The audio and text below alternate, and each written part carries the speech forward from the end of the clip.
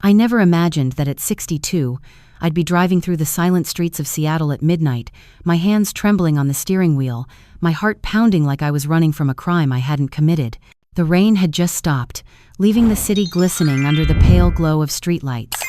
Every red light reflected in my rearview mirror like a warning I refused to heed. The family GPS app blinked on my phone, the small blue dot marking Richard's Mercedes S-Class parked in a neighborhood we had never visited together, Bellevue Hill. It was almost 11:30 at night. My husband, who claimed to be working overtime at the downtown office, was somewhere he shouldn't be. I told myself it was a mistake. Maybe he had car trouble. Maybe he was helping a client. That's what a loyal wife tells herself after 40 years of marriage, because the alternative would destroy everything she believes in. But when I reached the quiet residential street lined with maple trees and perfect lawns, the lie began to dissolve. The houses here weren't just homes, they were postcards of the American dream: soft porch lights, trimmed hedges, family bicycles leaning against white fences. And in front of one of them, a deep navy blue 2-story house with a porch swing and hydrangeas, sat Richard's car. My throat tightened. I pulled over 3 houses down, turned off the headlights, and sat there, breathing too fast. The curtains on the second floor were lace, glowing faintly with light behind them. Shadows moved. A woman's silhouette passed by, graceful and familiar in the way only another woman could recognize. Then laughter, soft, warm, intimate, drifted through the night air. My stomach clenched. I turned up the radio to drown it out but realized I hadn't listened to music in years. Richard never liked it playing in the car, said it distracted him. I stared at that house until my vision blurred. The porch had a welcome mat painted with sunflowers and a mailbox with the words "The Morris Family" neatly stenciled on it. I didn't know a single person named Morris. I should have left, driven home, pretended nothing happened, but my hands wouldn't move. I kept waiting, like a woman hypnotized by the sight of her own destruction. Then the curtain shifted again. A woman appeared, mid-40s, auburn hair tied in a messy bun. She wore a silk robe, the color of sky, the same design as the one Richard had given me on our last anniversary, only mine was red. She looked down the street and smiled, the kind of serene, satisfied smile that said she wasn't waiting for anyone. My phone buzzed. A text. "Richard, leaving the office now. Love, don't wait up. Grab dinner without me." I stared at the message until the words blurred. The audacity of it almost made me laugh. Almost. The light in the window flickered. A child's figure appeared beside the woman. A boy, maybe 10, with dark wavy hair, the same shade as Richard's, and the same tilt of his head when curious. The woman wrapped her arm around him. They disappeared from view. Something cracked inside me, not loudly, but in that quiet, permanent way glass breaks under pressure. I don't remember falling asleep. The next thing I knew, dawn was bleeding across the horizon, the streets painted in silver and pink. My neck ached, my eyes burned. Richard's car was gone. The blue house stood still, peaceful, unbothered, like a secret that had been told 1,000 times and no longer cared who heard it. I drove home on autopilot. The world around me looked the same, but I wasn't. The kitchen smelled of cinnamon and coffee, the way it always did when Richard came home after working late. The garage door opened just as I stepped inside. Richard entered, briefcase in one hand, a white box in the other. Donuts. Boston cream's my favorite. "Morning, sweetheart," he said, kissing my cheek. His voice was smooth, easy, practiced. "I brought your favorites. Couldn't sleep at the office, so I figured I'd head home early." He looked exactly the same: pressed shirt, gray hair perfectly combed, wedding band glinting in the kitchen light. I stared at him, wondering how a man could lie so effortlessly and still look like the person I once trusted with my life. "Thank you," I managed, forcing my voice steady. "Why don't you shower while I make the coffee?" He smiled, humming the same tune he always did, "Fly Me to the Moon," and headed upstairs. The same melody he used to hum when he was happiest. The sound of the running water masked my footsteps as I approached his briefcase. My hands moved with mechanical precision, like they'd done this 100 times before. Inside were the usual files and pens. But when I pressed on the inner lining, it shifted, revealing a hidden pocket. There, wrapped in a folded handkerchief, was a second phone, sleek, locked, but on the screen were several missed calls, all from a contact labeled "Home." One message preview glowed beneath the notifications. Ethan, Daddy, don't forget my baseball game on Saturday. Mommy says you promised to come. My vision swam, my breath hitched. For a second, I thought I might faint right there beside the marble counter. I heard the water stop upstairs, his footsteps. My fingers acted faster than my thoughts. I slid the phone back into the lining, smoothed it over, and closed the briefcase exactly as I'd found it. By the time he came downstairs, I was pouring his coffee, smiling faintly, pretending to listen to his story about the Tokyo project. Every word he said now sounded like a script rehearsed for years. "Are you all right, Eve?" he asked, eyes narrowing. "You look pale." "I'm fine," I lied. "Just didn't sleep much." He kissed my forehead, oblivious. "Maybe you should rest today." "Maybe I should," I whispered, but in my mind the words twisted into something darker. Maybe I should finally wake up. As he left for work, I watched him pull out of the driveway, the same car that had sat in front of that blue house hours ago. I stood by the window, the coffee in my hand gone cold. And then, like lightning through fog, a thought struck me clear, sharp, undeniable. If he could live 2 lives, so could I. That was the moment Evelyn Parker, the quiet, trusting wife, began to die. Sometimes betrayal smells like coffee and warm donuts. That morning, sunlight slid through the blinds, striping the kitchen counter with gold. The coffee maker hummed its steady rhythm, the same way it had for years. Everything looked normal, but nothing felt it. I moved slowly, afraid that any sudden motion might shatter the fragile illusion of our life. Richard sat at the breakfast table, reading the Seattle Times, dressed impeccably in his navy suit. His wedding band glinted as he reached for his mug. He looked like every headline about integrity and success. A man the community trusted, a husband people envied. "Tokyo called at 3 a.m., he said casually, flipping the page. "Time zones are killing me." His tone was easy, his lie effortless. He didn't even look up. I nodded, keeping my face calm. "That explains why you were up so late." He smiled faintly, as if amused by my patience. "You're a saint for putting up with me, Eve, I promise. Once this project's over, we'll finally take that trip to Italy. Remember Florence?" I remembered. I also remembered that Florence was the city where he'd claimed to be at a conference 6 years ago, the same week a mysterious hotel charge appeared on our credit card. I had believed him then. I had believed everything. I stirred my coffee and asked quietly, "Do you ever get tired of pretending everything's fine?" He looked up sharply. "What do you mean?" I smiled, gentle and dismissive. "I mean this schedule of yours. Late nights, early mornings. You're not 20 anymore, Richard." He chuckled, relief flooding back to his features. "Don't remind me." He kissed my forehead before grabbing his keys. "You're too good to me," he murmured. "Don't ever change, okay?" The door closed, and I stood there, still tasting the faint trace of his cologne on the air. That same scent had once meant safety, now it meant deceit. When the garage door finally groaned shut, I exhaled. My hands trembled slightly as I walked to the counter where his briefcase had been the night before. It was gone, of course. He'd taken it, unaware I already knew its secret compartment. But the other phone, the one hidden behind the lining, lingered in my mind like a splinter I couldn't remove. For hours, I sat at the kitchen table, staring at the clock, replaying every conversation we'd had over the past decade, the excuses, the emergency calls, the last-minute trips, little fractures in the narrative that I had smoothed over with blind faith. At 11 a.m., I called Calvin Ross. "Mrs. Parker." His voice rumbled on the line, deep and methodical, like someone used to dealing with disaster. "You said you wanted to know where your husband really works at night." "Yes," I said. "I want the truth, all of it." "Then you'll need to be patient. Men like your husband, they're professionals at lying. It takes time to peel back the layers."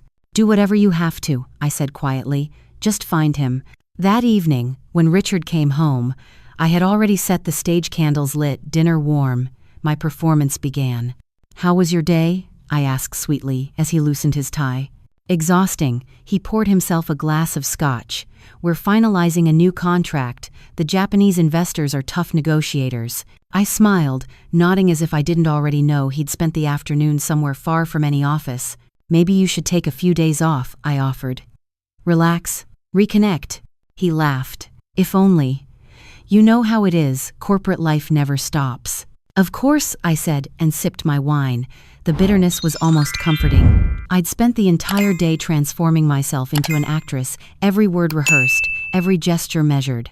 He didn't suspect a thing. But that night, lying beside him in the dark, his breathing steady and guiltless, I stared at the ceiling and wondered, how long had he practiced this performance? How many years had I been nothing more than an audience to his lies? I woke before dawn. Richard was already in the shower, humming that same damn tune, Fly Me to the Moon. I walked downstairs, barefoot, the kitchen still dim. The newspaper sat folded on the table, next to his phone, his real phone. Curiosity clawed at me. I picked it up, locked, of course. But next to it, a business card caught my eye, embossed, elegant. Robert Miles, Managing Director, Helios Energy Consulting, San Francisco. My blood ran cold. Helios Energy Consulting didn't exist in Seattle. I had never heard of a Robert Miles, but I knew that name would matter. I slid the card into my apron pocket just as Richard walked in. "You're up early," he said, drying his hair. "Couldn't sleep." He smiled, kissed my cheek again. "Don't worry, once this project's over, you'll have me all to yourself again." "Promise?" Cross my heart. I watched him leave, watched his taillights vanish into the gray Seattle mist. Then I took the card out and stared at it until my vision blurred. Robert Miles. That name would become my weapon. 2 days passed. The investigator Calvin called me Wednesday morning. "I've got something," he said. "Your husband's company doesn't have any records of him working late. In fact, the building's been closing at 6 p.m. for the past month." I felt the air leave my lungs. "Then where is he going?" "That's what we're finding out. I've got to lead a second residence tied to a P.O. box under another name, Robert Miles." I froze. "You're sure?" "Positive. I'll send you the address once I confirm the ownership." After the call ended, I sat in silence. The pieces were aligning too quickly, too perfectly. The card, the name, the second phone. Every thread led to the same web, one he had been weaving for years while I slept beside him. That night, Richard came home later than usual. Midnight. He smelled faintly of baby powder. He placed a small box on the table. "I saw this and thought of you." Inside was a delicate silver bracelet, beautiful, expensive. "Do you like it?" he asked. "It's lovely," I said, slipping it on. "What's the occasion?" "Just gratitude," he said, kissing my forehead. "You've been patient with me. You always have been." He smiled, and for a moment, the man I married resurfaced. The man who once held me on our wedding night and promised honesty, loyalty, forever.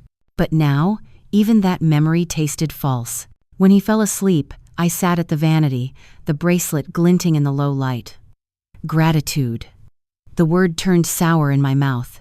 The next morning, Calvin called again. "Mrs. Parker, we found the house." "Where?" "Bellevue, the blue one." I didn't answer. I didn't need to. I had seen it already. "There's more," he said. "A woman named Lena Morris lives there. Mid-40s, works part-time as an interior designer. Divorced, according to public records. Has a 10-year-old son. But that's not the interesting part." "What is?" "She's listed as married. Her husband's name is Robert Miles." I closed my eyes, the words echoing in my skull. Robert Miles, married. "Would you like me to dig deeper?" Calvin asked gently. "Yes," I whispered, "everything." "How long?" "When it started. Who she really is." "You understand this could destroy him," he warned. I stared out the window, watching the drizzle smear the world into gray streaks. "He already destroyed me," I said. "Now it's just about balance." Over the next week, I played my part with precision, smiling at dinners, nodding at stories, pretending to listen. The world saw the same Evelyn Parker, graceful, loving, unshakable. Inside, I was cataloging evidence. Bank statements, emails, calendar alerts. I'd learned to mirror his deceit, every lie answered by another layer of silence. Calvin's reports arrived daily. Photos, receipts, timestamps. Richard's car outside the blue house every other night. Grocery runs with Lena. Family park trips on weekends. School records showing his name, Robert Miles, as the emergency contact for Ethan Morris. Each proof hit like a blade, duller each time, until pain gave way to clarity. One night, over dinner, Richard looked across the table and smiled. "You're quiet lately. Everything okay?" "I'm fine," I said, slicing my steak. "Just thinking." "About? How lucky I am," I replied smoothly, "to have a husband who's so dedicated." He laughed, oblivious. "Well, not everyone can handle a workaholic." He raised his glass to toast. I raised mine too, meeting his eyes, and in that silent moment, he didn't notice the faint glimmer of calculation behind my smile. Calvin's next update came with photos that made my stomach twist. Richard, no, Robert on a beach, laughing, his arm around Lena, a small boy on his shoulders. The caption on the file read, "Turks and Caicos, last year." That was the same week he told me he was at a corporate retreat. I stared at the photo until my eyes ached. They looked like a family from a magazine, effortless, golden, real. He had given them the life I once dreamed of. At midnight, I went downstairs, opened a bottle of wine, and poured it without tasting. The silence was deafening. I looked around the house I'd spent my life building, every painting, every memory, now painted over by lies. How long had I been living as a ghost in my own home? I pressed play on my voicemail, needing noise to fill the emptiness. The latest message played. "Hey love," Richard's voice said, "meeting ran late. Don't wait up." I laughed softly, not from humor, but from the absurdity of it all. He wasn't in a meeting. He was probably tucking another child into bed, kissing another woman goodnight. And still, he said love like it meant something. Days blurred into one another. My mask grew heavier, my resolve colder. One afternoon, I followed him. Dressed in a gray hoodie and sunglasses, I parked a block behind his office. I watched from the car as he left at 6, not 9, not midnight, 6. He drove east, exactly as the GPS had shown before. I trailed him carefully through the rain, down familiar streets, past the freeway exit. He didn't notice me. He turned onto Bellevue Hill, and the sight of the blue house hit like déjà vu. He parked, got out, and rang the bell. The door opened. The boy Ethan ran into his arms. Richard lifted him, spinning him in the air. Laughter filled the air, genuine, joyful, unguarded. I watched from the shadows, gripping the steering wheel, until my knuckles whitened. The woman, Lena, appeared at the door, smiling at them both. She touched his arm tenderly, leaned in to kiss him. And Richard, my husband, looked at her with an affection I hadn't seen in years. Not duty, not habit, love. That was the moment I understood the depth of his lie. He hadn't simply betrayed me, he'd replaced me.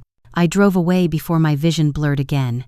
That night, back home, he came in late, humming the same tune. "You're still awake?" "I couldn't sleep," I said. "Too much coffee again." He leaned down to kiss me, but I turned my head slightly. "Richard," I said softly, "if there were ever something you couldn't tell me, would you?" He paused, caught off guard. "Of course not. You know me." That was the problem. I did know him too well. He smiled, brushed my cheek. "You're thinking too much, Eve." Maybe. Or maybe, for the first time in 40 years, I was finally thinking clearly. When he went upstairs, I stood in the kitchen, staring at my reflection in the dark window. My own eyes looked unfamiliar, colder, sharper. The old Evelyn Parker, the trusting wife, was fading. In her place stood someone new, someone watching, calculating, waiting. The truth was no longer unbearable, it was fuel. The morning air felt heavier than usual, sharp with that damp Seattle chill that seeps into your bones. I dressed simply, jeans, a gray coat, no makeup, my hair tucked under a cap. I looked like a woman running errands, not one preparing to walk into the ruins of her marriage. When I arrived on Bellevue Hill, the street looked unchanged, peaceful, picturesque, almost cruel in its calm. The blue house stood there, sunlight reflecting off its white shutters like nothing in the world was wrong. Children's chalk drawings brightened the driveway, hydrangeas bloomed on the porch. A bicycle leaned against the fence. Calvin Ross's black sedan was already parked across the street. He was leaning on the hood, a tall man in his 50s, with gray at his temples and a face carved by years of secrets. When he saw me, he straightened, nodding respectfully.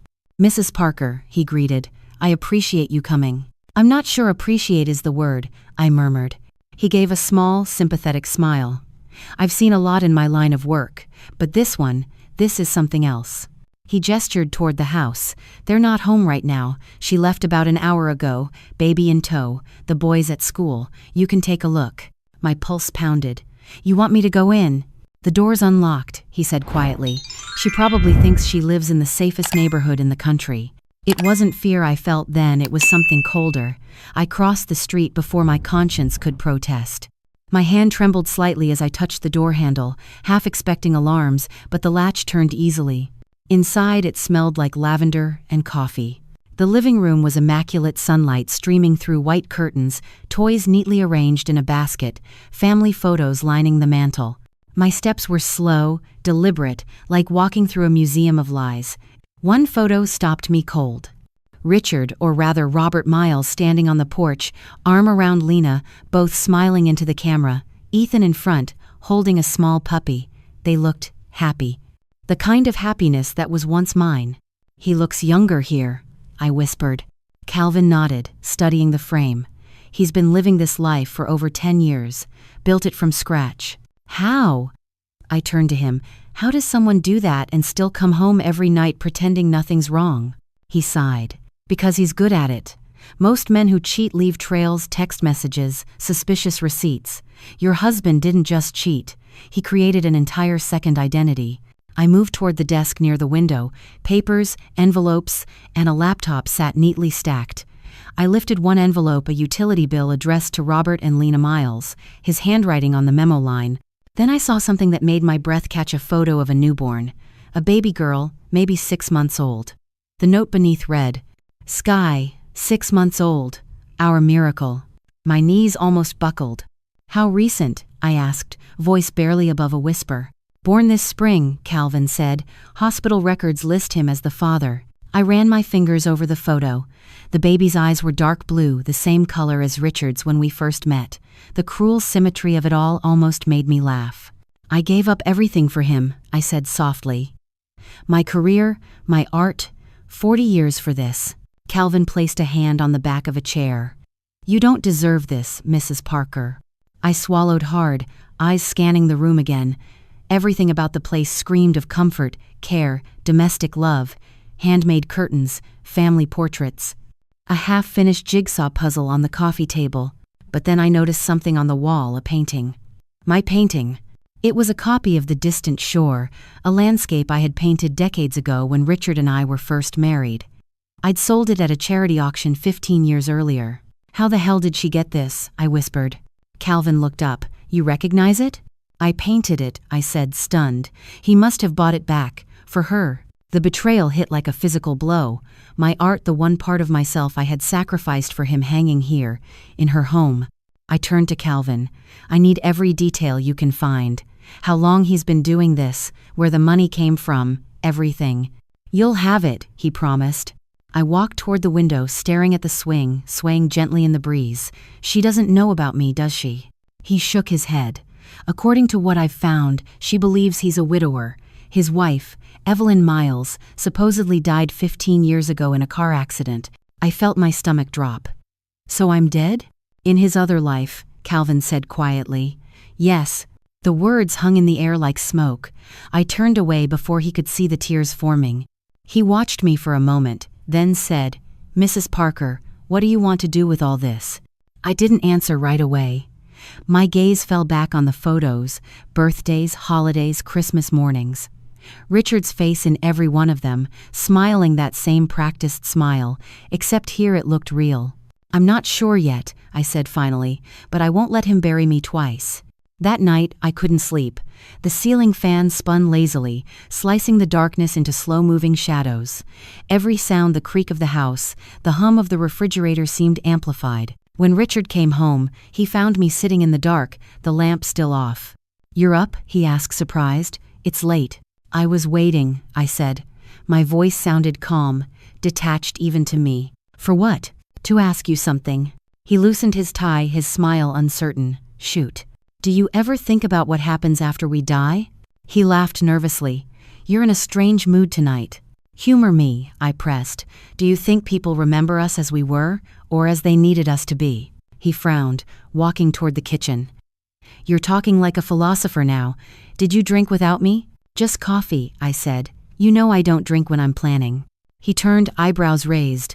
"Planning what?" "Something new," I said, smiling faintly. "A new project. He chuckled, leaning to kiss my forehead. "You're full of surprises lately." If only he knew. He went upstairs to shower. The sound of water hitting tile echoed through the house. I stood there, unmoving, staring at the reflection of my face in the window, pale, tired, but alive. More alive than I'd felt in years. 2 days later, Calvin called again. "I've got the financials," he said. "You might want to sit down." I braced myself. "How bad is it?" He's been moving money for over a decade. 2 separate portfolios, one under Richard Parker, another under Robert Miles. There are offshore accounts, shell companies, even false tax IDs. "Using my inheritance?" I asked. "I'm afraid so. Every cent your mother left you has been diverted into those accounts." A slow, burning calm settled over me. I no longer felt shock, just purpose. "Send me everything," I said, "and start compiling evidence. He's not just a liar, he's a criminal." Calvin hesitated. "What are you planning to do?" "End the performance," I replied, "but I'll decide how." The next afternoon, I followed Richard again. This time, I didn't stay in the car. I waited until he entered the coffee shop near Bellevue Square, the same one Calvin said Lena often visited. Through the window, I saw them. She was sitting at a corner table, her baby in a carrier beside her. When Richard entered, she looked up and smiled the kind of smile that made the world softer. He bent down, kissed her cheek, then leaned over the baby, cooing something that made them both laugh. I stood on the sidewalk, frozen. Watching him in that light, so gentle, so human, was like watching a stranger wearing my husband's skin. I could have stormed inside, could have shattered everything right then. But I didn't. I watched, memorizing the cadence of their small domestic joy, because one day soon, it would all be gone. After 15 minutes, Richard left. Lena remained, sipping her coffee, scrolling through her phone. I entered the cafe once he was gone. She looked up when the bell above the door chimed. Her eyes, green, kind, unsuspecting, met mine. She smiled politely, the way women do when acknowledging another stranger. I ordered a latte, my voice steady, and took the table behind hers, close enough to hear, far enough to hide. Her phone buzzed. She answered. "Hey honey," she said softly. "Yeah, he just left. He's picking Ethan up from school. I'll see you tonight." "Honey." The word pierced deeper than any insult. She hung up, sighing with contentment, then glanced at the baby. "Daddy's coming home soon," she whispered, smiling. My throat tightened. The baby gurgled, reaching for her necklace, a heart-shaped pendant. I recognized it instantly because I had the same one in my jewelry box. He'd given it to me on our 10th anniversary.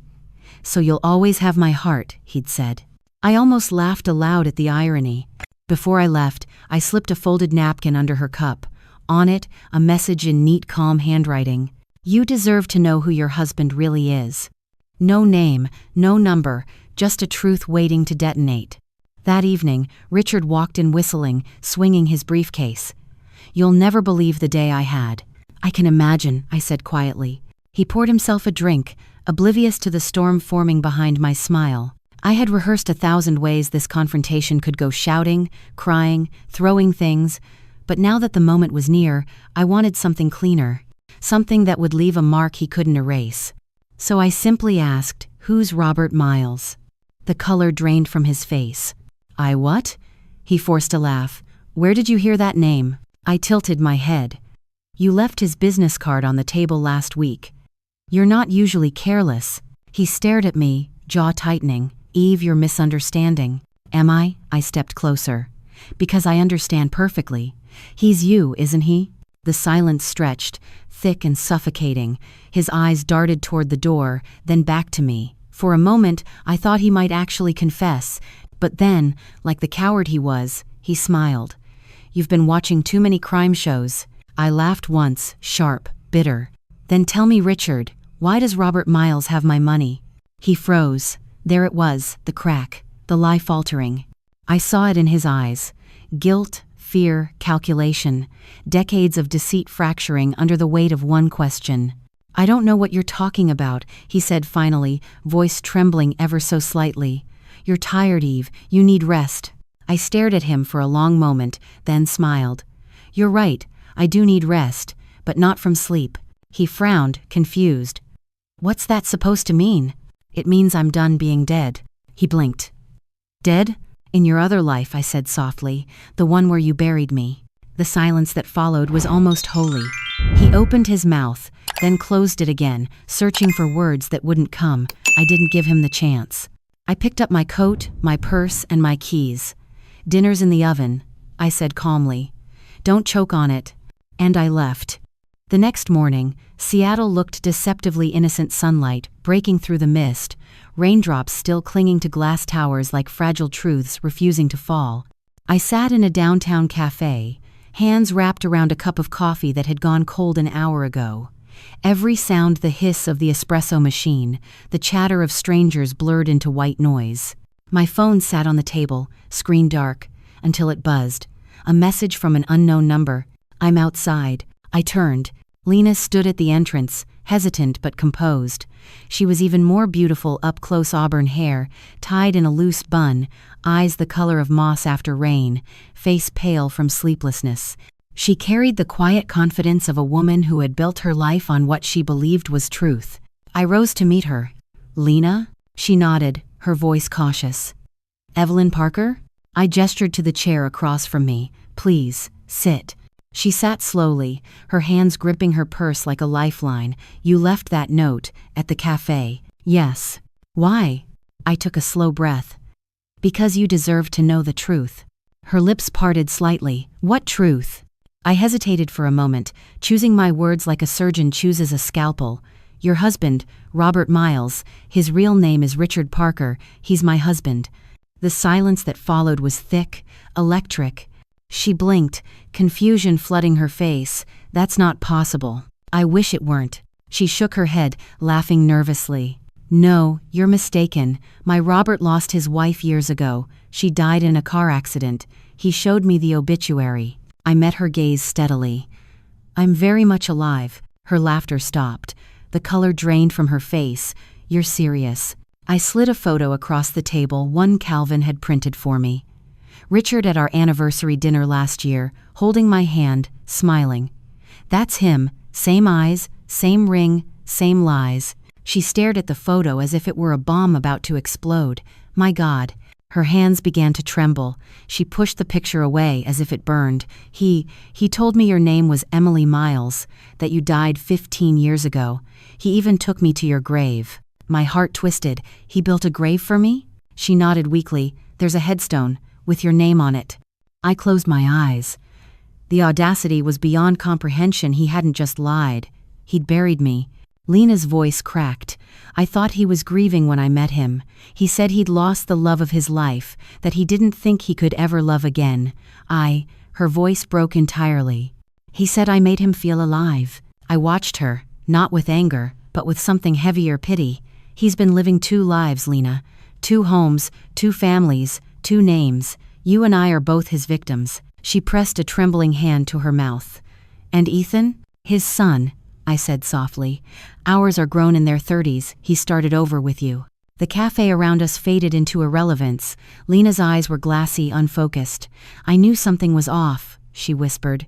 The business trips, the locked phone, the way he avoided social media. I thought he was just private. He's pathological, I said quietly. A man who doesn't lie to get what he wants, he lies because he doesn't know how to stop. For a long moment, neither of us spoke. She wiped her eyes with the edge of a napkin, then looked up at me. What do you want from me? Not revenge, I said. Justice, truth. She gave a bitter laugh. Truth? My life just imploded in 10 minutes. My son, your son is innocent, I said. Both of your children are. Her eyes softened slightly, though pain still flickered beneath. You're calmer than I'd be, she said. How long have you known? 2 months. 2 months? She looked astonished. How are you even functioning? I gave a small, tired smile. At first I wasn't, but then I realized I'd spent 40 years being the woman who waited for explanations. I'm not waiting anymore. She exhaled shakily, nodding. What do you want me to do? Help me expose him, I said simply. Together, her brow furrowed. Expose him? To who? To everyone, I said. His company, the IRS, the people who think he's a saint. He's committed bigamy, fraud, identity theft, all while using my inheritance to fund his lies. She leaned back, stunned. My God. He's built his life on deceit, I continued. It's time to make him choke on it. She hesitated, torn between fear and fury. I have a child. A baby. If this blows up, what happens to us? I'll protect you, I promised. Legally, financially, I've already hired people who can make sure you and your children are safe. Lena studied me, perhaps realizing I wasn't bluffing. Something hardened in her expression, grief turning into resolve. You really mean to destroy him, she said. I met her gaze. No, I mean to let him destroy himself. The next week blurred into movement and strategy. Calvin gathered documents, 2 marriage certificates, bank transfers, false tax records. Jamal, my son, a corporate attorney, started building the legal foundation. Amara, my daughter, the PR expert, handled discretion and timing. But it was Lena who became the key. She started forwarding me everything: emails, schedules, flight confirmations, even love letters Richard had written her, lines recycled from ones he'd written me decades ago. The same words, different century. One night, she called me crying. He told me he couldn't see me this weekend, said he had to fly to San Francisco, but I saw his watch on the nightstand this morning. He never leaves without it. He's probably here, I said bitterly, sleeping beside me. The silence that followed was long, suffocating. I don't know how you're doing this, she said finally. If I were you, I'd kill him. I'm not going to kill him, I said. I'm going to let him live long enough to watch everything crumble. She didn't answer, but I could hear the faint echo of agreement in her breathing.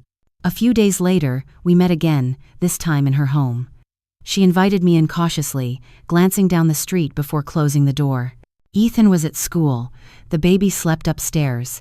The living room looked different now, stripped of warmth, like she'd started seeing the rot behind the paint. Coffee? She asked automatically. Please.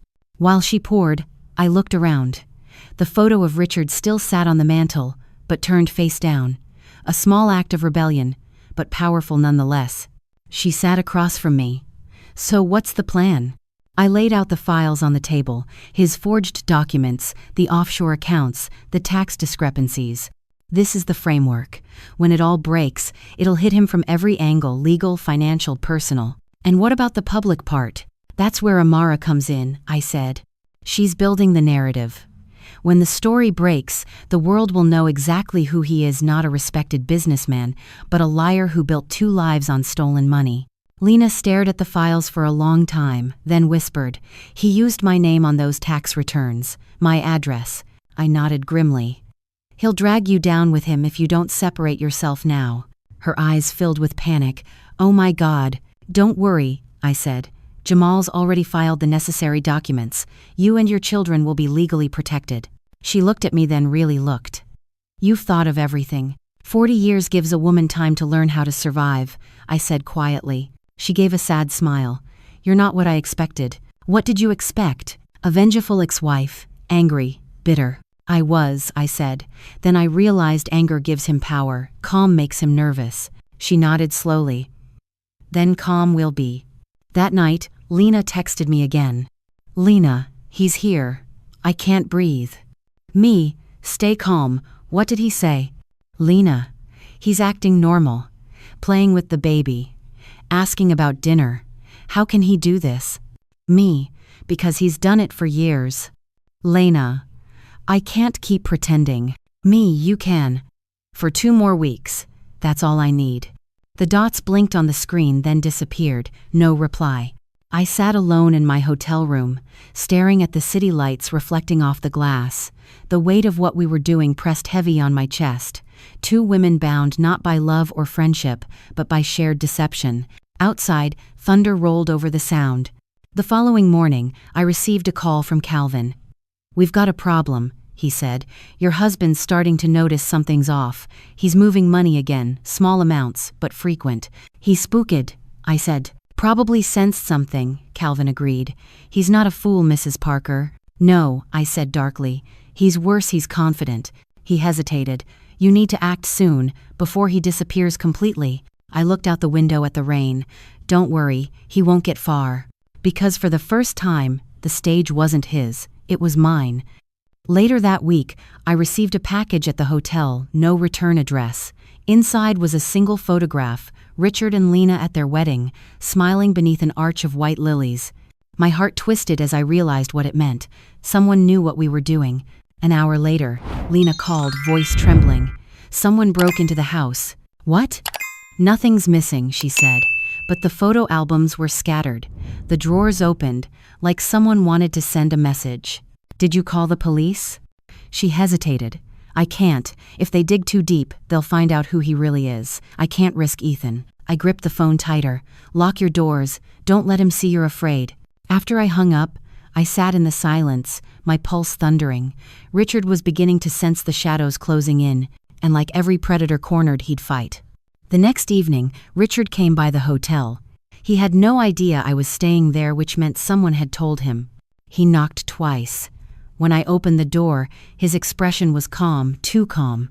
Eve, he said softly, we need to talk. Every instinct screamed danger, but I stepped aside. You found me. He smiled faintly. You make it sound like a game. Isn't it? I replied. He studied me carefully, eyes narrowing. You've changed. Maybe I finally woke up. He stepped closer, voice low. Whatever you think you know, you're wrong. People are trying to turn you against me. I think you managed that on your own, I said. He sighed, shaking his head. Eve, you don't understand. There are things I can't explain. Not yet. Try me. He looked at me, then really looked, and for a fleeting second, I saw fear. He reached into his coat pocket, pulling out a folded piece of paper. This is going to happen whether you like it or not, he said quietly.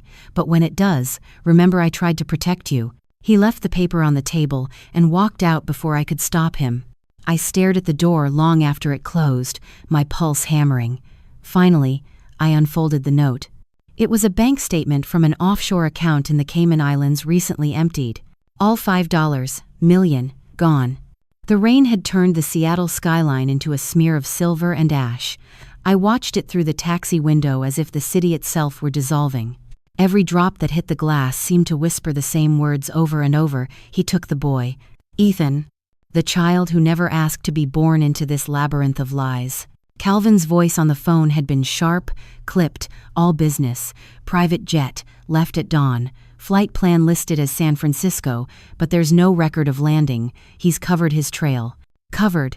Hidden. Manipulated. Words that described Richard better than any biography ever could. He has Ethan with him, I said. My voice sounded small, distant, almost someone else's. I know, Calvin replied. And that changes everything. Can you track him? I can try, but we'll need help, legal, federal, maybe even international if he crosses borders. I gripped the phone tighter.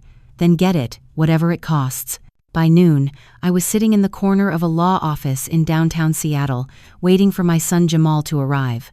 The rain had soaked through my coat, but I barely noticed.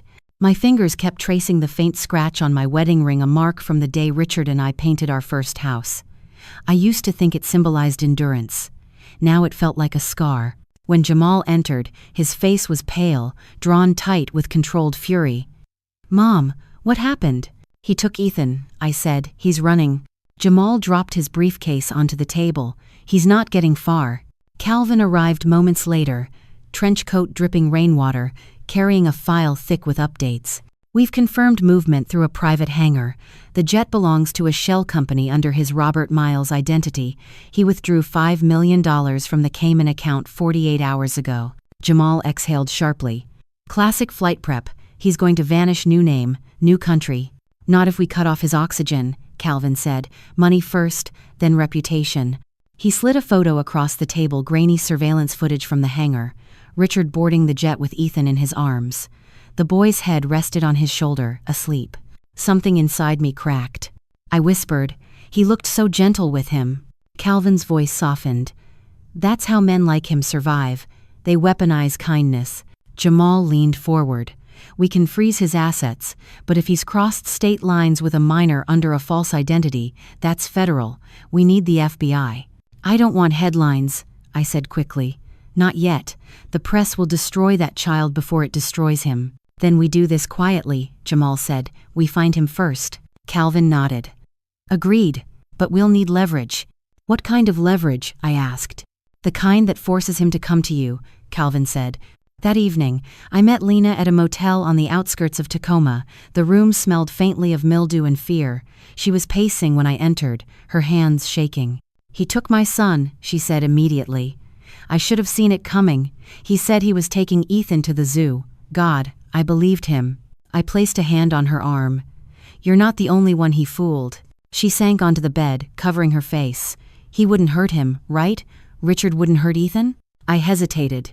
"He won't hurt him yet, but he'll use him to control us." Her voice cracked. "Then what do we do?"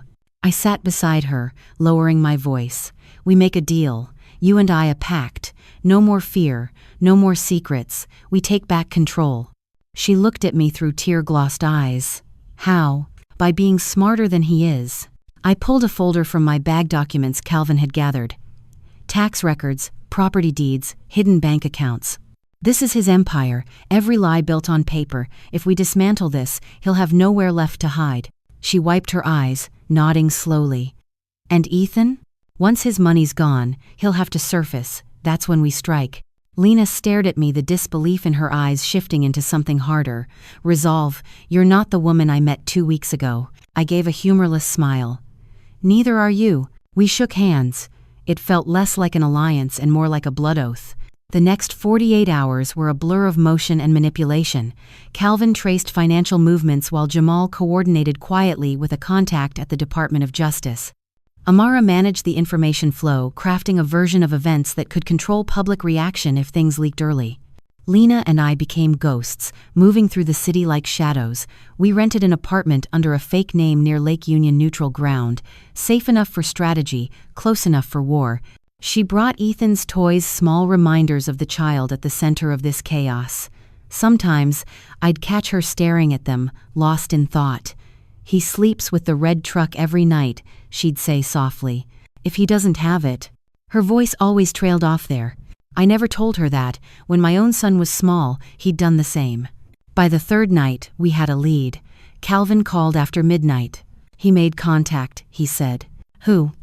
"Your husband."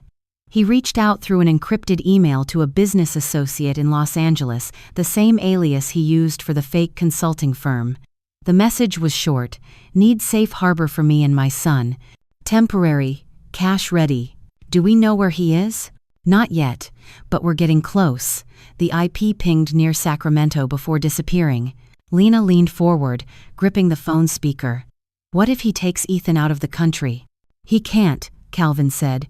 "Customs alerts are in place. Every border's watching for him." "That won't stop him," I said quietly. "He's been living lies for years. He'll find another identity, another name." Calvin sighed. "Then we'll find him first." After the call, Lena sat in silence. Finally, she whispered, "When this is over, he'll be in prison, right?" "Yes. And what happens to Ethan? He'll lose his father." I looked at her, a mother caught between love and horror. "He'll lose the man who pretended to be his father," I said softly. "That's not the same." She nodded, tears sliding down her cheeks. "You talk like you've already buried him." "I have," I said. The next morning, Jamal arrived at our safe apartment with news. "Mom, the DOJ is ready. They'll open a formal investigation as soon as we locate him, but we need proof of his current movements." "I'll get it," I said. "How?" "By letting him come to me." They stared at me, confused. "Richard's predictable," I said. "When cornered, he'll reach for control, and the one thing he still thinks he controls is you," Jamal finished grimly. "Exactly." Lena frowned. "You're going to bait him?" "Yes," I smiled thinly. "And I already know how." That afternoon, I posted a message on a private art collectors forum under my maiden name, Evelyn Cole. A simple announcement: solo exhibition, portraits of an invented life, featuring unreleased works inspired by truth, deception, and identity. Press preview, Friday, Seattle Art Museum. It was bait wrapped in beauty, irresistible to a man obsessed with appearances. Richard would see it. He always monitored me, even when pretending not to. And once he saw that headline, once he realized I was using art, the one thing he'd stolen from me, to expose him, he would come. 2 days passed. No word. Then, Thursday night, my phone buzzed. A message from a number I hadn't seen in weeks. "Richard, you don't know what you're doing." My heart pounded. I typed back, Me. Finally, something we agree on. Another message appeared. Richard, you think you've won? I'm not the villain here. Me, then prove it. Bring Ethan home. A long pause, then, Richard, meet me tomorrow night, alone, if you ever want to see him again. The blood drained from my face. Lena, sitting beside me, grabbed my wrist. What did he say? I showed her the screen. Her breath caught. He's threatening you. No, I said quietly. He's inviting me. The next evening was heavy with rain again. Seattle shimmered under its gray veil as I drove to the location he'd sent, a marina on the outskirts of the city. The water below looked like liquid steel. He was there, standing near the edge of the dock, wearing the same navy coat he used to wear on our trips to Bainbridge Island. Ethan was beside him, small and quiet, clutching a stuffed bear. When I stepped out of the car, Richard smiled, that same charming, disarming smile that once fooled everyone. Eve. Where's his mother? I asked. Safe, he said. For now. You're running out of safe places, Richard. He chuckled softly. You sound like Calvin Ross. You know about him? I know everything, he said. You forget who taught you how to lie. I kept my voice steady. This doesn't have to end badly. Oh, it already has, he said, glancing at Ethan. You've turned my family against me. Your family? My voice sharpened. You mean the ones you fabricated? His smile faltered. I built 2 lives because one wasn't enough. That doesn't make me a monster. It makes you a coward. His jaw tightened. Maybe. But even cowards fight when they're cornered. He reached into his coat pocket, and I froze, but instead of a weapon, he pulled out a passport. Robert Miles, he said, holding it up. Expired. Irrelevant. I'm not him anymore. Then who are you? I demanded. He smiled thinly. You'll see soon enough. Ethan tugged his sleeve. Dad, I'm cold. Go sit in the car, champ, Richard said gently. I'll be right there. The boy obeyed, climbing into the back seat of the dark SUV parked nearby. Richard turned back to me. You think you've won, Eve. You think destroying me will give you peace. But you're wrong. You need me. I need you gone, I said. He stepped closer, lowering his voice. Then tell your investigator to stop digging. Close your exhibition. Walk away. If you don't, he leaned in, whispering, everyone you love will pay. Something in me snapped. You already made them pay. He laughed low, hollow. You still don't get it. This isn't revenge, Eve. It's survival. Then survive without lies, I said. I intend to, he murmured. He stepped back, eyes cold. Goodbye, Evelyn. He turned, walking toward the SUV. I started after him, but before I could move, headlights flared from the road above a black sedan speeding toward the marina. Tires screeched. Then a gunshot. The sound tore through the night like lightning. Richard spun, clutching his shoulder, collapsing against the dock rail. The SUV door opened. Ethan screamed. I froze, the world tilting in slow motion. Another shot. Then silence except for the rain hitting wood. Someone shouted from the car, Move, move! The black sedan reversed violently, disappearing into the darkness. I ran to the dock, slipping on the wet planks, reaching Richard's side. Blood soaked through his coat. His breathing was shallow, erratic. Who was that? I gasped. He coughed, blood on his lips. Not me, not you, they found out. Who? He tried to speak again, but the words dissolved into a wet rattle.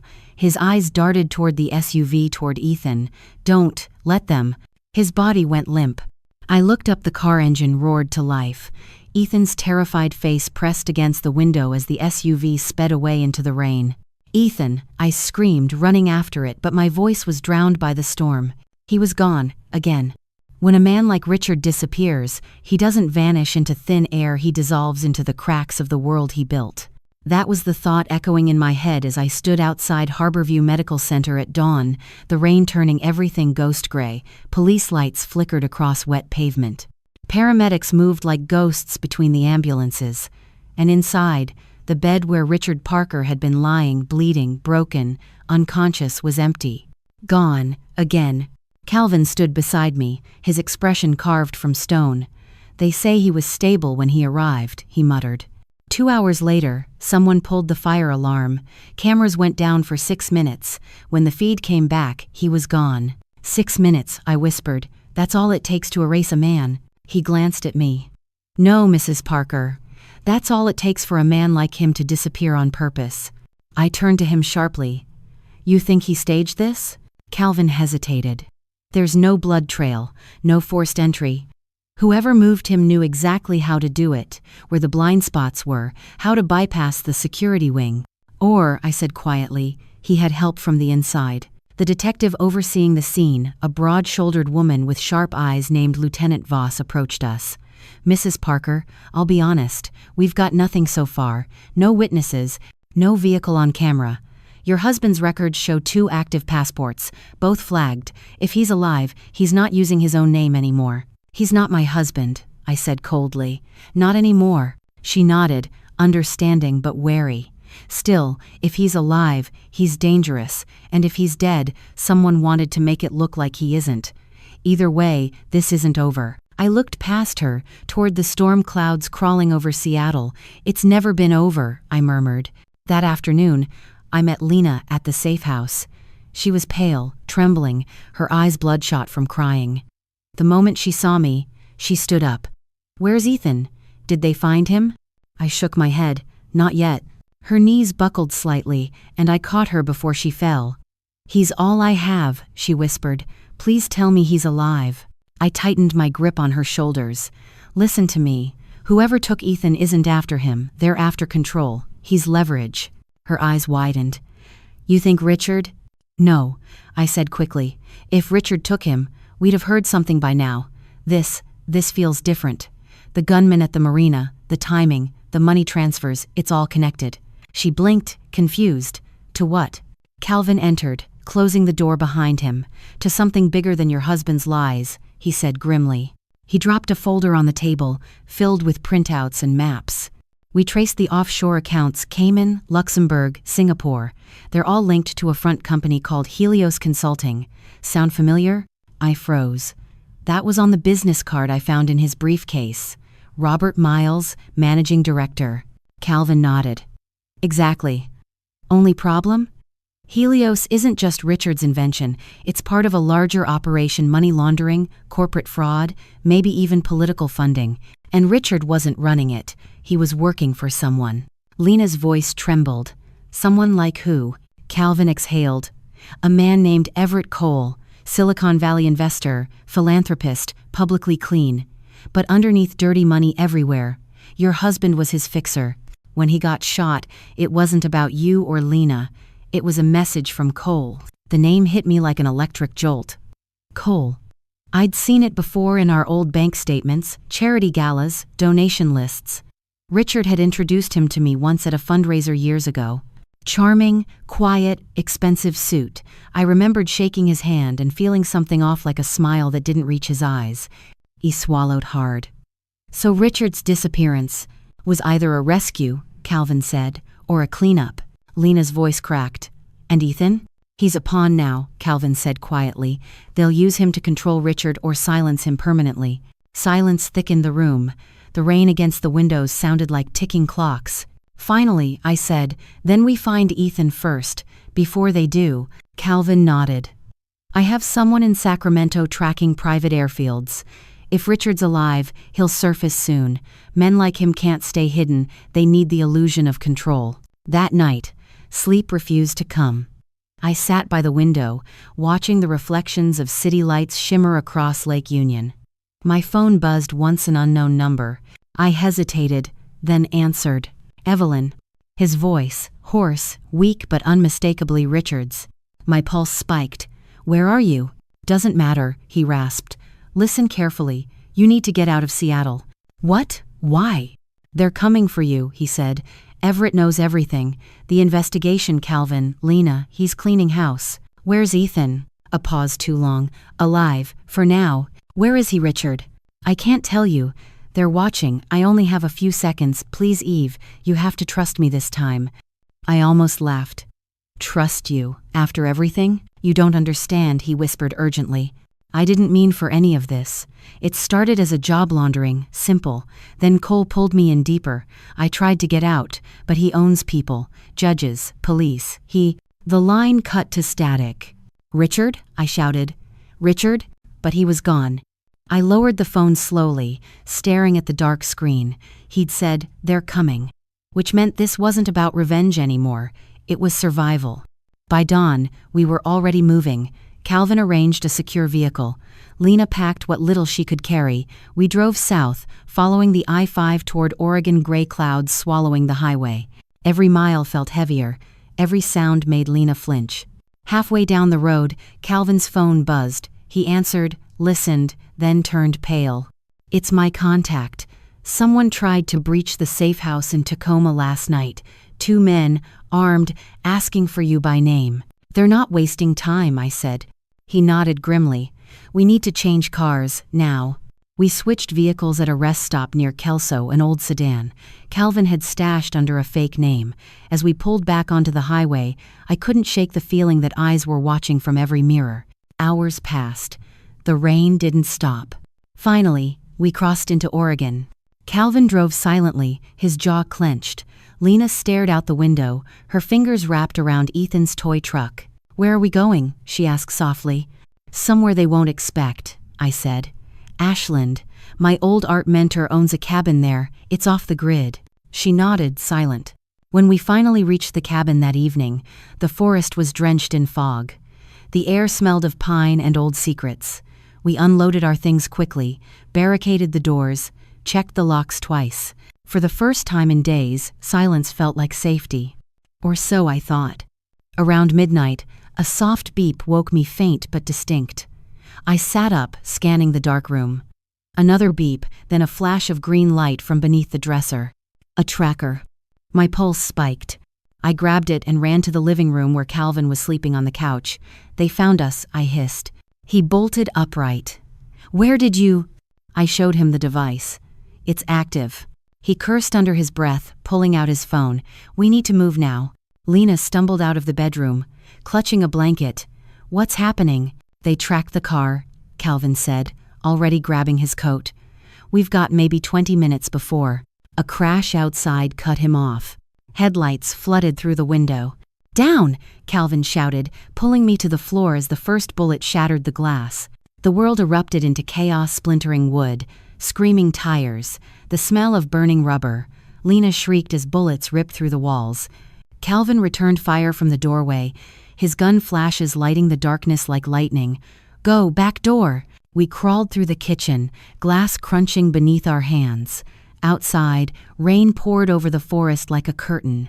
We stumbled into the trees, hearts pounding, lungs burning. Behind us, the cabin caught fire. Flames rose, painting the fog orange. Lena gasped between sobs. "Where do we go?" "Just run," I said. "Follow the river." We ran until our legs gave out, collapsing behind a fallen log. The forest crackled with distant gunfire. Calvin checked his weapon, breathing hard. "They're not amateurs. Cole's people move like military." Lena's voice trembled. "We can't keep running." "No," I said, forcing myself upright. "We stop running. We make them come to us." Calvin frowned. "How?" I looked at him, and for the first time, I felt something sharper than fear. Clarity. "He thinks I'm weak," I said. "A widow chasing ghosts. That's his mistake." Lena's eyes widened. "Evelyn, what are you planning?" "A trap," I said, "but not for Richard, for Cole." At dawn, we reached a ranger outpost near the state border, abandoned for the season, but with working radio equipment. Calvin managed to hack into Cole's internal communication system through his contacts. "He's panicking," Calvin said, scrolling through intercepted messages. "Cole's network is collapsing. Your husband must have leaked something before he disappeared." "What kind of something?" I asked. "Evidence, financial records. Enough to sink him if they go public." "So that's why they shot him," I said quietly. "He wasn't running, he was trying to warn me." Calvin nodded slowly. "Looks that way." Lena stepped closer, voice trembling. "Then where's Ethan?" I looked at her. "If Cole wants leverage, he won't hurt Ethan yet. He'll use him to draw me out." Her expression hardened. "Then we give him what he wants." Calvin raised an eyebrow. "You're volunteering to be bait?" I smiled grimly. "Not bait, the detonator." By the time we reached Seattle again, the city no longer felt like home. It felt like a crime scene that hadn't been taped off yet. Rain glazed the streets, turning every reflection into a ghost. Somewhere out there, Everett Cole was waiting. Somewhere out there, Ethan was being held. And in the trunk of our car, wrapped in canvas and silence, was the distant shore, the painting that started everything. I hadn't looked at it since that day in Lena's living room, but I could still feel it breathing behind me, like a memory refusing to stay buried. "This is madness," Calvin said from the driver's seat, his knuckles white around the wheel. "If Cole wants the painting, it's not because he's sentimental. There's something hidden in it. Documents, codes, maybe even evidence Richard tried to smuggle out." Lena sat beside him, staring out the window, her face pale and drawn. "Then he thinks he can buy silence with a child's life." I sat in the back seat, eyes on the road. He's wrong. We parked 3 blocks away from the Seattle Art Museum, the same place where my fake exhibition announcement had gone live. Tonight, it wasn't fake anymore. Through the rain-streaked windshield, I could see the lights glowing from the museum's glass facade, reflected on the wet pavement like fire. "He's already here," Calvin muttered. "See that black SUV? Tinted windows, no plates. That's his style." Lena clenched her fists. "Then let's finish this." I touched her arm gently. "You don't have to go inside." "Yes, I do," she said quietly. "He took my son, I'm not hiding anymore." Calvin reached into his coat, checking his weapon. "I've got backup stationed across the street. 2 federal agents owe me favors. But remember, Cole's not just rich. He's protected. If this goes wrong, it'll go very wrong." I nodded. "Then let's make it worth it." Inside, the museum was quiet, too quiet. The sound of our footsteps echoed through marble halls. Every shadow felt alive. In the main gallery, spotlights illuminated a single easel at the center. Waiting for us. I recognized the frame before I saw the face. The distant shore. Cole had already hung it there, as if mocking me. He was standing nearby, perfectly still, dressed in a charcoal gray suit. His silver hair slicked back, his posture calm, the kind of calm that only comes from knowing the system works for you. "Evelyn Parker," he said smoothly, "I was hoping you'd accept my invitation." Lena stepped forward, her voice trembling. "Where's my son?" Cole's smile didn't falter. "Safe, for now." I forced my voice steady. "You'll return him now." He turned his gaze to me, assessing, cold, faintly amused. "You and your husband caused quite a mess, Mrs. Parker. Offshore accounts, encrypted files, the FBI sniffing around. You really think I'd let that go unaddressed?" "You murdered people," I said, "and you used my husband to do it." He shrugged. "Murder is such an ugly word. I prefer management. Sometimes things need to be handled." "Like Richard?" A shadow passed over his face. "Your husband made mistakes. He stole something from me, something hidden inside that painting." My breath caught. "What?" He nodded toward the frame. "You'll show me." Calvin shifted his stance, his hand near his holster. "You're not getting near her, Cole." Cole's eyes flicked to him cold steel. "Mr. Ross, I thought you'd learned by now that you can't protect everyone." He snapped his fingers. 2 men emerged from the far end of the gallery, black suits, earpieces, guns. Lena gasped, stepping closer to me. Cole smiled again, soft and venomous. "Now, Evelyn, the painting." My hands trembled as I approached the distant shore. It looked just as I remembered. The pale blue horizon, the small cottage on the cliff, the sea rendered in strokes of turquoise and gray. But now I saw it differently, not as art, but as confession. I lifted the corner of the canvas. The texture felt thicker in one section, heavier, as if something had been embedded beneath the paint. "Knife," I said quietly. Calvin passed me his small blade. I sliced through the back lining. Something metallic clinked against the floor, a flash drive sealed inside a resin envelope. Cole's eyes gleamed. "Ah, there it is." He reached forward, but before he could touch it, I stepped between him and the painting. "You killed for this," I said. "You killed my husband." Cole's smile returned. "No, Mrs. Parker, I merely accelerated the inevitable.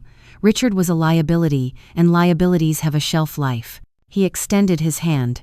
"Now give it to me, and I'll let you and the boy live." Behind me, Lena's voice trembled. "You expect us to believe that?" Cole didn't even look at her. "Believe whatever you like. I'm offering mercy, but only once." For a moment, the world felt suspended air heavy, time slow. Then I threw the drive to Calvin. "Run!" Gunfire erupted. The crack of bullets echoed through the gallery. Calvin dove behind a marble column, returning fire. Lena screamed, ducking for cover. Cole's guards advanced methodical, trained. I sprinted toward the nearest exit, heart hammering, clutching the painting frame as a shield. One bullet splintered the corner, sending wood shards flying. "Stop her!" Cole shouted. I didn't stop. I tore down a side corridor, through the sculpture wing, past the echoing footsteps of pursuit. Behind me, glass shattered, a gun clattered to the floor. Then silence. I turned the corner and froze. Calvin lay on the floor, bleeding, one hand gripping the flash drive. "Go!" he gasped. "Don't! Stop!" "Calvin." He shoved the drive toward me. "Get it to your daughter. Amara knows how to use it. Don't let them." A gunshot cut him off. His body went still. The sound of approaching footsteps snapped me back to motion. I grabbed the drive and ran. I burst through the side door into the rain, lungs burning. The city felt alive with sirens, police, fire, something bigger. Lena stumbled out behind me, her face streaked with tears. Where's Calvin?" I shook my head. "Gone." Her voice broke.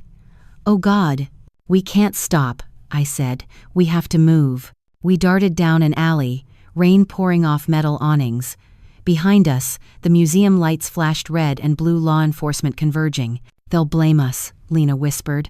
"They'll say we started it." "Let them," I said. "We'll give them the truth soon enough." We reached the car just as my phone buzzed. Unknown number again. I answered, breathless. "Cole, if you—" But it wasn't Cole. It was Richard. "Eve," he said weakly, "you have to listen. Don't trust anyone." I froze. "Where are you?" "I'm close," he rasped. "I escaped them. But Cole, he's not what you think. He's connected to someone higher. The file you found, it's not money laundering. It's names, government officials, judges. They'll kill anyone who sees it." "Then we expose it," I said. "We go public." "No," he said sharply. "You can't. It's already rigged. The moment that data goes live, a kill switch triggers. Everyone tied to it, you, Amara, Jamal, will be marked." My blood turned to ice. "Then what are we supposed to do?" He hesitated. "Bring it to me. I can shut it down." Lena leaned closer. "He's lying," she hissed. Richard's voice cracked through the phone. "Lena, if you want your son alive, you'll listen. They're keeping him in a safe house near Alki Point, but you won't reach him without me." I closed my eyes. Rain hammered the windshield. The choice hung in the air: trust the man who betrayed me, or risk losing the only innocent left. "Eve," Richard said softly, "this is our last chance to fix everything."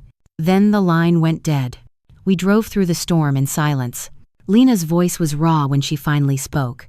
"You're not seriously considering meeting him?" "He has Ethan," I said quietly, "or he knows who does." "He's playing you again." "Maybe," I admitted. "But this time, I'll be the one holding the cards." I looked down at the flash drive, its metallic surface glinting faintly in the dashboard light. It felt heavier than anything I'd ever held, not just evidence power, and I knew exactly what to do with it. We stopped at a diner on the edge of town to regroup. The clock above the counter read 2:17 a.m. The air smelled of burnt coffee and fear. Lena sat across from me, her eyes hollow. "If we give him that drive, he'll disappear again." "Not if he doesn't know it's the real one," I said. Her brow furrowed. "You mean?" "I mean we make a copy," I said. "He gets what he wants, and we keep what matters." She exhaled, understanding dawning. "You're setting him up." I smiled faintly. "No, Lena. I'm teaching him how it feels to be outplayed. Calvin once told me, revenge is just grief wearing a disguise. Maybe he was right. But at that moment, it didn't feel like revenge. It felt like justice finally sharpening its teeth. By dawn, Amara had secured a private server through one of her media contacts. We transmitted the data copy encrypted, timed, ready to release if I didn't stop it within 24 hours. Insurance. Then we prepared for the meeting. Cole's message came at 9 a.m. Pier 47, Sunset, come alone. I knew he wouldn't come unarmed, neither would I. The sound of gunfire still rang in my ears long after the echo faded over the bay. Cole's silhouette stood framed against the last streak of twilight, smoke curling from his pistol. Richard lay crumpled at the edge of the pier, his hand twitching once before falling still. The smell of salt and gunpowder mixed in the wind. And beneath the shattered frame of the distant shore, the hidden drive, the proof that could expose everything, slipped into the black water and vanished. Cole turned toward me, gun steady, voice eerily calm. "You should have stayed out of this, Mrs. Parker." I stared back at him, soaked in rain and rage. "You killed everyone who tried to stop you." He smiled faintly. "That's how order works. Some people create, others clean up the mess." I stepped closer, slowly. "Then clean this." Before he could react, I swung the broken frame. The jagged wood struck his wrist. The gun clattered to the pier and skidded into the sea. He lunged forward, grabbing my arm. We struggled, the slick wood beneath us trembling with each wave. His breath was hot, sour with adrenaline. "You think you can destroy me?" he hissed. "You're just one woman." I twisted, driving my knee into his ribs. He stumbled, cursing. "One woman's enough," I said through clenched teeth. We fell hard, sliding toward the edge. The wood beneath us cracked. His hand shot out, gripping my coat. For a second, we dangled together over the dark water, predator and prey, bound by gravity and sin. Then I whispered, "This is where your order ends." And I let go. He fell backward into the black. The water swallowed him whole. I didn't look away, not even when the surface rippled once, twice, and went still. The sirens arrived minutes later, red and blue lights smeared across the waves as agents swarmed the pier. Someone shouted orders, someone else pulled me to my feet. My vision swam, my ears ringing. "Ma'am, are you hurt?" "I'm fine," I murmured. "It's over." But it wasn't.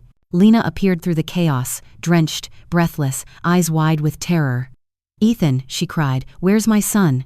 I turned, scanning the scene, the boats, the flashing lights, the faces. No child, no small voice calling through the storm. "He's not here," I said, panic rising in my throat. "They must have peed." "Ma'am," a voice interrupted. A young agent held out a small waterproof case, dripping with seawater. "We pulled this from the dock debris. Looks important." I froze. The case was metal, identical in size and shape to the drive that had fallen into the sea. "Where did you find it?" I demanded. "Floating under the pier." My hands shook as I took it. The latch clicked open, revealing a small, encrypted drive intact. The real one. Lena gasped. "That's it, isn't it?" "Yes," I whispered. "That's the truth he died for." She stared at me, trembling. "Then use it. End this." Hours later, we were in a government field office, fluorescent lights humming, the air thick with exhaustion. Agents moved quietly around us while a technician worked to decrypt the drive. Jamal arrived first, pale but composed. When he saw me, his face broke relief and fury all at once. "Mom, Jesus, I thought." "I'm fine," I said. "It's almost over." Amara followed, her expression sharp with purpose. "The FBI's been waiting for this," she said, holding her laptop. "If this drive has what we think it has, we can bring down half of Cole's network." Lena stood near the window, arms wrapped around herself. "Just find my son," she whispered. Amara turned to her gently. "We will. Once this data opens, every name, every location he funded, it'll all be visible." The technician looked up from his terminal. "Got it." The screen flickered, then filled with names, transactions, photos, and messages. Hundreds of them. Politicians, judges, CEOs. All bought, all complicit. Cole hadn't been a man. He'd been a machine, one that fed on power and fear, built on lies my husband helped construct. "Dear God," Jamal muttered. "This could rewrite half of Washington." I stared at the scrolling text. Richard's voice echoed in my memory. "You can't release it. It's rigged." "Wait," I said. "Stop scrolling." The technician paused. "There's a subfolder," I said, pointing. "Code 913. He clicked it. The screen went black. A warning flashed. System failsafe engaged. Encryption lockdown. Trace initiated. "Shut it down," Amara shouted. "Too late," the tech yelled. "It's sending data outbound." "Where?" Jamal demanded. "Everywhere," he said. "It's broadcasting." The room erupted into chaos, agents scrambling, alarms blaring. I stood frozen as the monitors filled with live feeds. Bank transactions, bribes, court orders. Every secret Cole buried was now bleeding into the world. Within minutes, it was viral. Cole's empire, every dark corner of it laid bare. By morning, the world had changed. Headlines screamed across every screen: billion-dollar corruption ring exposed. Government officials under investigation. Missing financier linked to Seattle scandal. Cole's name was everywhere, so was Richard's. But so was mine. The woman who brought it all down. And as I stood on the hotel balcony, watching dawn break over the bay, the victory tasted like ash. Because Ethan was still missing. Lena joined me, eyes hollow from sleeplessness. "You did it," she said softly. "You ended them." I shook my head.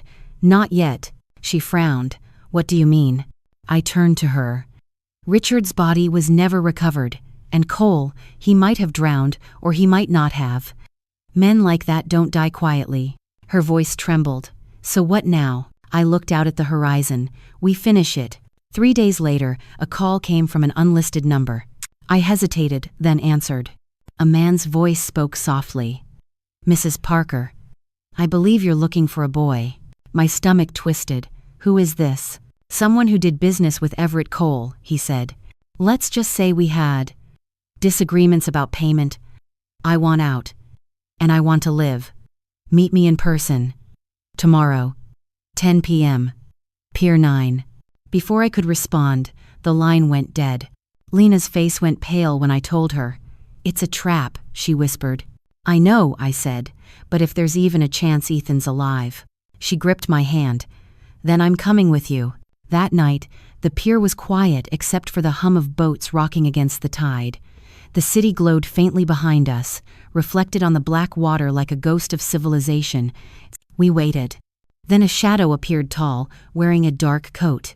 He stepped into the light. For a moment, I thought I was seeing things. Richard. Alive. He looked older, paler, but unmistakably him. "Eve," he said softly, "before you do anything, you have to understand." Lena's voice cracked. "Where's my son?" He hesitated. "Safe. I got him out, but Cole's men—" "Stop lying," she shouted. He flinched. "Please. I don't have much time. Cole isn't dead. He staged it. He needed to disappear after the leak. He's building something new using the chaos we created." I took a step closer. "Why should I believe you?" He met my eyes. "Because I have proof." He reached into his coat slowly and pulled out a small sealed envelope. Inside are coordinates. A warehouse near the Sound. That's where they're keeping Ethan. Cole's men are guarding it. If you want to save him, you'll need me. I stared at him. "And why would you help us?" He smiled faintly, sadness flickering through his eyes. "Because for once, I want to be on the right side of the lie." Lena's voice shook. "If you're lying again, I'll kill you myself." "I believe you," he said quietly. We took the envelope and turned away. But as we walked back toward the car, something in me refused to settle. Richard's story fit too perfectly, too rehearsed. And when I looked over my shoulder, he was gone. Vanished into the fog like he'd never been there. The coordinates led us to an abandoned shipping terminal near Alki Point. Midnight air bit cold through our coats. The place smelled of rust and ocean decay. Calvin's old contacts had supplied us with access back doors, power switches, schematics. I carried a flashlight and a revolver. Lena followed behind, whispering prayers. When we reached the warehouse door, I forced it open.